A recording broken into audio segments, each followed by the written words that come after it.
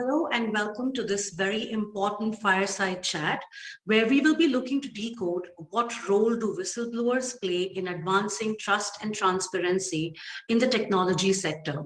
We will also try to deconstruct the responsibilities of lawmakers and civil society towards them. My name is Itika and I am the South Asia editor at Rest of World, a non-profit journalism organization that is documenting what happens when technology, culture, and human experience collide. I'm excited today to be speaking with three eminent panelists. We have Sophie Zhang, a former data scientist from Facebook, now Meta, who published a series of articles about the social media platform's fake engagement accounts. We also have with us John Gitongo, the CEO of Enuka, a non-governmental organization involved in governance issues with an emphasis on working with and for Kenyan youth. He has been involved in anti-corruption work nationally and internationally for 23 years. And we have with us Delphine Halyan Mishra, who is the executive director of the Signals Network, a network profit or not-for-profit organization that supports whistleblowers who have shared major public interest information with the press. A very warm welcome to you all. We will be spending the next 45 minutes or so together. I'll begin with a set of questions that I have for each of our speakers. And after that, we will be very happy to take questions from the audience.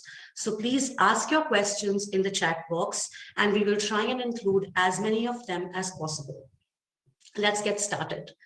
Since we're talking about whistleblowers today, let's begin with Sophie, who has the experience of being one firsthand. Sophie, what made you decide you wanted to become a whistleblower? And once you made that decision, how did you figure out the course forward? Could you talk about those early months, early weeks with us? Absolutely. It was never an immediate decision. Rather, it was a gradual one in which I tried very hard to solve problems within the system. And when that failed, I always escalated one step further. First to Facebook leadership, then to all Facebook employees, then to the press, then to the government, and every time it failed, I went one step further. For instance, with my work in India, the Indian speaker has refused to allow my testimony for the past 6 months. So actually, last night, which would be this morning in India, I came forward with a group of several dozen Indian outlets to publish the same documentation I had offered to the Indian government. So it's always a work in progress. Great. We will talk about the India issue later, but bringing John into the conversation. John, Sophie just alluded to her experience in brief. Do you think there are aspects of being a whistleblower in the non-Western world that are unique to, say, in Kenya, where you work very closely? Any unique challenges that you've seen for whistleblowers, if it's harder, much harder maybe? Well, in many developing countries, the elites are small and they're intertwined. Whether they talk about the political, economic, social elites are very intertwined, and therefore, when one is blowing the whistle, one is invariably also blowing the whistle on people with whom they have a relationship. Could be friends, could be even relatives, and so it has the social sanction impact of blowing the whistle is particularly stark in those kind of circumstances. Right. Delphine, both the other speakers sort of alluded to what is difficult for whistleblowers, but just to set the tone for this conversation, why do you think the world needs whistleblowers? I mean, to my opinion, right now more than ever before, but if you could share your thoughts on that. Yeah, thank you. Thank you so much, Itika, and thank you to all of you. So the world needs whistleblowers more than ever. I agree with you. Basically, as we all know, tech has a growing presence in our life, in any aspect of our life, from the education to our children, to how we will check our heartbeats whatsoever. And basically, as some of us know, if without the whistleblowers, we have no idea what's happening inside the tech companies who know so much things about us. So basically, the whistleblowers are the emergency brakes, the only one that we can have to know what is happening. And because the lawmakers are not keeping up and are not holding these powerful companies to the right level of transparency.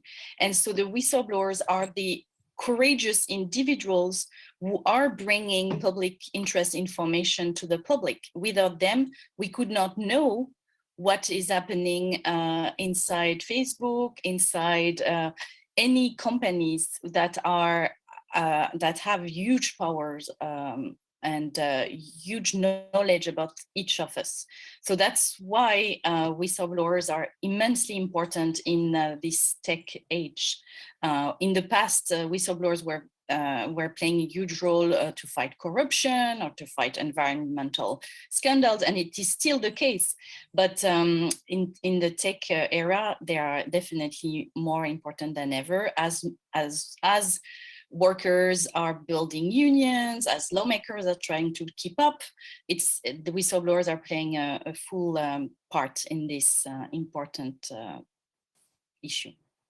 Mm-hmm. So just before we started, we were all discussing with Sophie about, what kind of support system she has. And I was asking Sophie how she coordinates with the media, etc.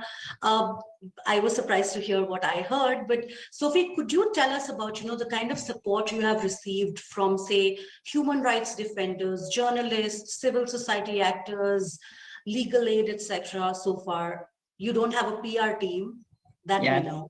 Yes, so absolutely. Like I've received a lot of praise and kind words from people, and journalists are often happy to interview me. And NGOs and civil society are some of my closest partners. For instance, I work closely with several groups in India to help contact reporters and advise me on how to do things with regards to coming forward with India. But I don't have a PR team or really a closely integrated team the way that some others do. And frankly, I think that's the difference in approach. When I came forward at the start, I didn't have support, and I took a very naive YOLO approach of I'll just figure it out and say what I know, and somehow it will work out. And well, it didn't quite, but by now it's essentially my brand to be unscripted and fairly open and earnest and talk to basically everyone who listens. And that's a brand that does not work too well with typical PR firms or etc. For instance, I tried discussing with several groups, getting potential PR support before coming forward in India, but there were philosophical disagreements. For instance, some people, and I'm not going to mention who, but I mean, some people wanted the ability to make statements on my behalf. Some people wanted the ability to turn down interviews with small outlets that they believed were insufficiently important, so they could save it as exclusives for the larger ones, and that's what I've done. And I completely understand that's how publicity is supposed to work, but I mean, in so much as I have a brand, right now it's doing the opposite of that, and I sort of want to keep and nurture that. And this might not be the ideal way, but I think it offers something unique to have me approaching it from this angle. For instance, I often hear criticism of Frances Haugen that, for instance, that she's too prepared, she's too scripted and poised and has too much support. Then the same people turn to myself and say, she doesn't have support, she isn't prepared, she has stutters and has a bad accent, why does anyone listen to her? And so, I mean, I think it offers a useful contrast, so that way, when you can see the same person saying both of those, you know, well, they just want to disagree with them, no matter what approach they take. Mm-hmm, mm-hmm. John and Delphine, my next question is for both of you. What do you think, as people who've been working in the area for a while, should be done for the protection of whistleblower, even for, sort of amplifying their voice. Maybe each of you could highlight 2 or 3 points that you feel, things that are not being done so far, and maybe also share things that have changed recently, which you think is a positive development that more countries and more lawmakers must make note. Let's begin with John, maybe.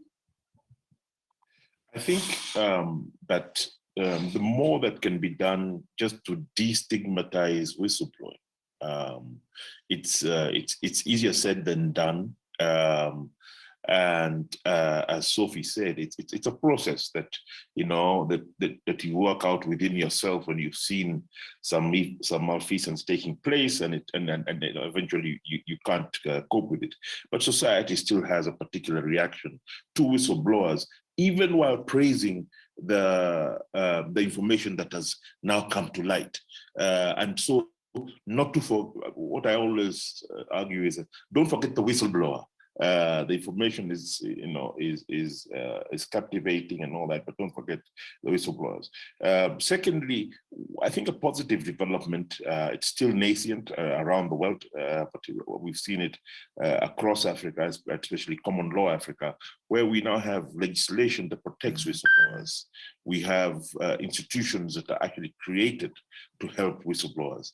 There's still, I would say, very formative stages. They haven't done very much, but at least one appreciates that there is this sensitivity, that this is an important issue, and that our democracy cannot function unless we have specific mechanisms for protecting this unique class of people who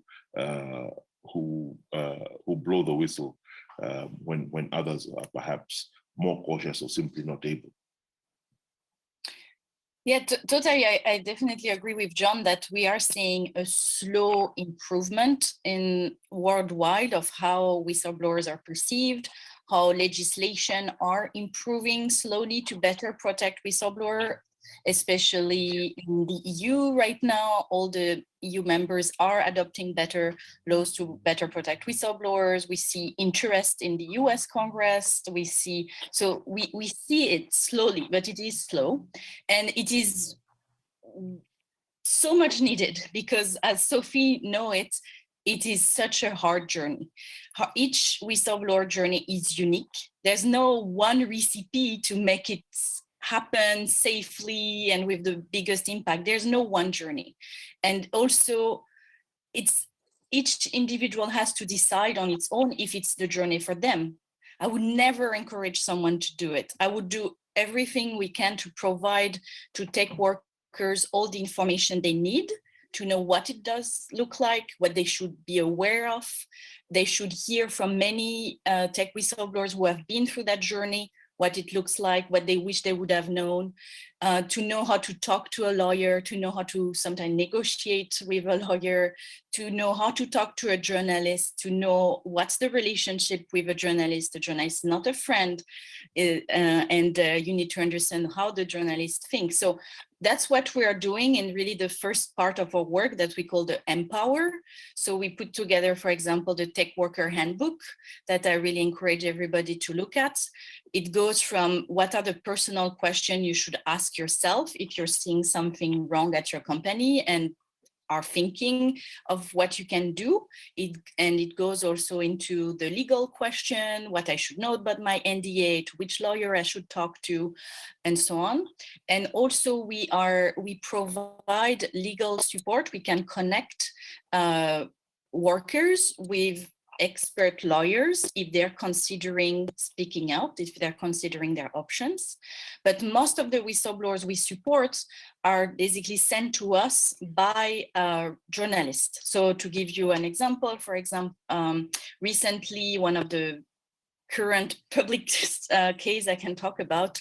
A few months ago, Time reporter Billy Perigo came to us telling us that he was working on a Facebook story in Africa, but that the sources he was talking to really needed some legal support and psychological support because they were really experiencing severe PTSD. And so we provided this legal support and are still providing it, as well as expert psychological support to treat this severe PTSD. And when the story was ready to come out, it was the cover story of Time in February. It was called Inside Facebook African Sweatshop. And we continue to provide this support to the main sources, but we also connected the whistleblower and the journalists with the right people who would then turn the revelation into real change. What does it mean? It means that we organize calls with US Congress staff, UK MPs, also providing platforms like op-eds, real Facebook oversight board events. And we connected with foxglove lawyers, for example, to really turn the revelation into powerful legal consequences. And so as example of the first change we observed is, for example, the Facebook content moderators in Kenya, a few weeks after the articles came out, obtained a raise. So it's a symbol, it's a first step, but I think I use this example to show that whistleblowing journey should not be an individual journey. It should be a team journey. To be really, it's so hard. And so being alone through that journey is superhero work. And most of us are just human beings, but connecting with the right human beings, the right journalists, the right lawyers, the right activists who will then turn the revelation into real change. It's a team effort. And we really believe that the whistleblowers needs to stay the priority. We will always put the wish of the whistleblower at the center, but we can try to connect them with the right global community.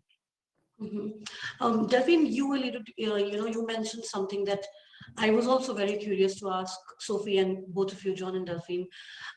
Given the amount of risk that people like you take, Sophie, what is your sort of, view on how this information that you have unearthed should be used for, like, deeper action, or how those insights are taken? What kind of impact do you wish that information to have?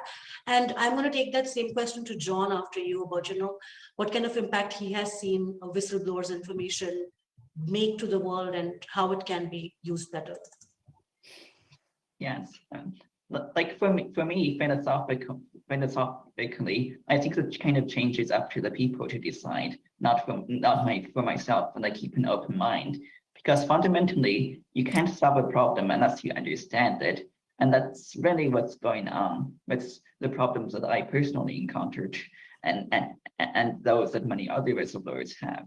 That there's a problem that only those within the company are aware of, and the broader world is not aware about.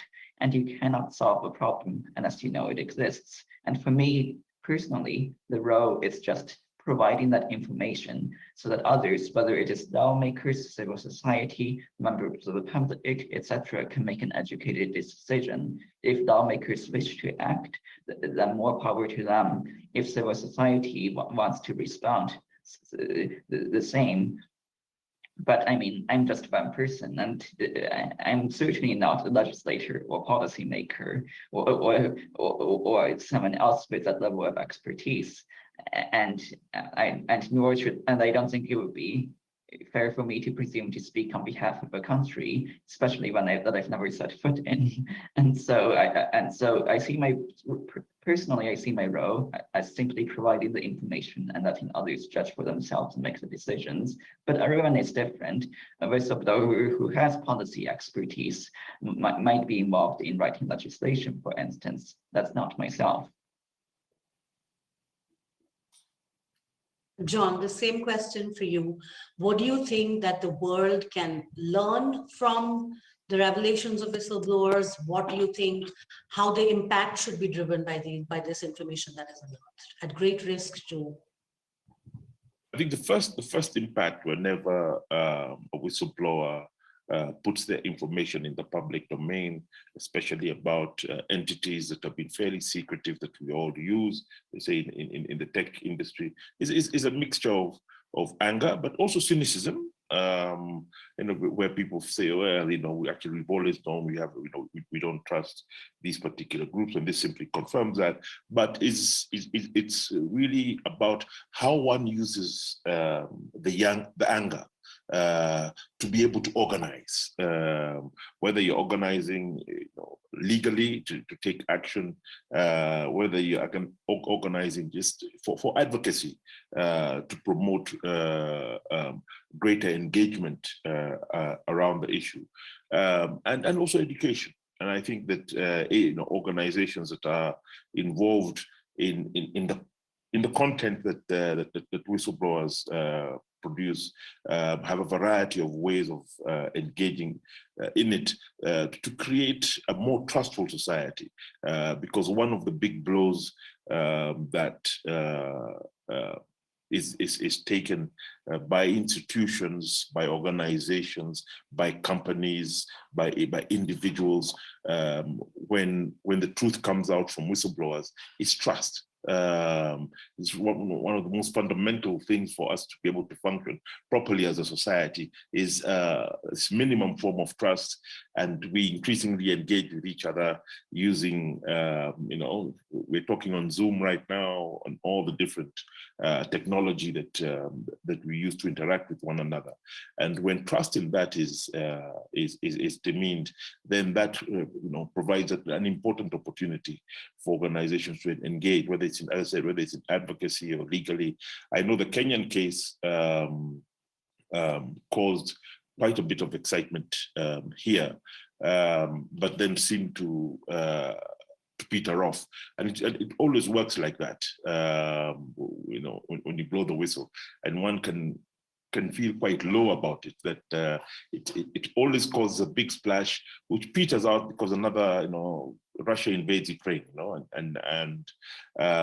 but it's to keep the fire burning and keep pushing, because these issues are important to the way we interact in society, and fundamental trust in society, and the way we interact with each other. Mm-hmm. I see Delphine nodding. If you have anything to add on this, please go ahead. No, it's a very important point that John raised of the difficulty and the importance to keep the fire burning, because already to succeed to make a media splash requires a lot of work, a lot of coordination. That's really the secret to real impact, is to keep the fire burning a long time, so the revelation don't disappear in the news cycle. And so for that, I found so far many kind of ways to make it happen. So first, I will always try to encourage that media who received important information from a whistleblower share them, work collaboratively with other media from other countries who reach a different audience, because that's a way to keep the fire burning at different spots at the same time. And so, for example, 2 weeks ago, I coordinated 13 media who had early access to Human Rights Watch technical evidence on education technology that were recommended by 49 countries during the pandemic, and how this education technology were actually tracking data of children and allegedly violating children's rights.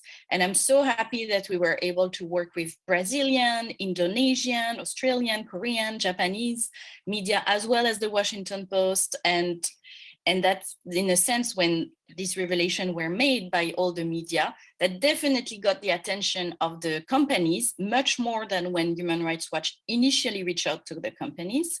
And I'm very proud that all this data will be made public later this month for all academics across the world, all journalists across the world, to be able to continue this fire on their own, looking at the evidence and making sure that the companies change their behavior, that the government adopt the right alert and protocols to make sure that children who do have schools at home because of the pandemic are kept safe. So yeah, it requires each time a different strategy, but keeping the fire burning everywhere to make sure things happen is one very important key. So thank you, John, for highlighting this.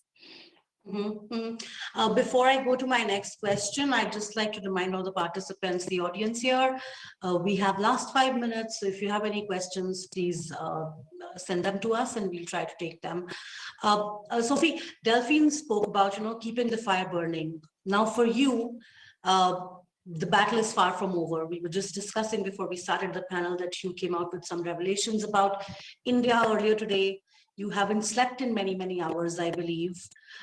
Could you talk to us about, you have? Thankfully.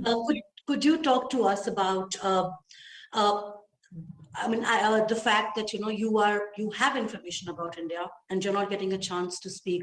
Could you tell us all what's happened, and what you're feeling right now? Absolutely. So just for context for everyone, at the Indian Parliament, the Lok Sabha, one of their committees voted unanimously to hear to invite me to testify, but 6 months ago, which was quite an achievement because this required people from both major parties to vote unanimously for me, and things are very acrimonious and divided in India on partisan levels now, especially since members of both major parties were implicated in my documents. And so that is a credit to India's government.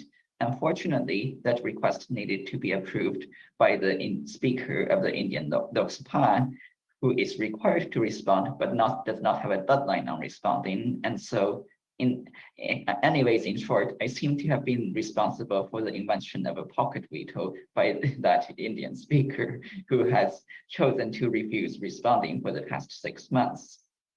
And so it was, I believe that the Indian government should have first right of refusal on this information, but because the speaker was single-handedly blocking it without accountability, acknowledgement, or even an explanation of any sort, I chose to provide the same documentation I offered to the government to the Indian people via dozens of Indian news now outlets, and so they've begun publishing over the last 16 hours or so. When publication, The Wire has published my documentation in their entirety, and so as a result, I've come forward regarding a number of details that I had previously kept for the Indian government, such as the identities of Indian politicians involved in this activity, and the fact that my documents directly contradict Shivnath Sukro's reported testimony to the Indian Parliament, which would be potentially a crime. Sophie, given these experiences, including this recent one in India, is there something that you would want to convey to people who might be wanting to take the course that you do, to become whistleblowers? And we have last 2 minutes. So if you could just keep your answer brief, and then we'll take the same to John and to Delphine, as in, if there is someone right now who wants to take this courageous step, what are the first few things they should do? Sophie, beginning with you. It's a deeply personal step. I never advise people to do it. I simply offer advice and let them make the decision. No one is obligated to torch their career and life for an ideal. I've written an op-ed on The Guardian about advice for whistleblowers. I encourage everyone to read it and to reach out to myself if they are considering taking this step. Thank you. John? Well, I think I would, I think Sophie has really given the best advice. I think it's very important to have a very clear idea of your support team, whether it's your family, your friends. That must be very clear, because it is going to be a tumultuous period. Just for yourself as a whistleblower, you need to know who your friends are, who you can go to. I think that's very important. Number two, document everything meticulously. There should be no gaps. And those will be my two pieces of advice once a decision has already been made, and with the advice of people that you trust and love. Delphine. Yeah, very good point, John and Sophie. I would recommend to read the Tech Worker Handbook and look especially at the personal assessment question that I call like that, to really ask yourself the right question. What do I want to achieve? What's my support team? Things like that. And that helps you make or not a decision. And then find the right journalists and lawyers and team to build your global team to help you achieve what you decided you want to do. Thank you. Thank you so much. I would like to thank Sophie, John, and Delphine for giving us their time and sharing their perspectives. I hope everyone had a good time and they have something to take back to think about. This is all from this panel. Have a great rest of your day.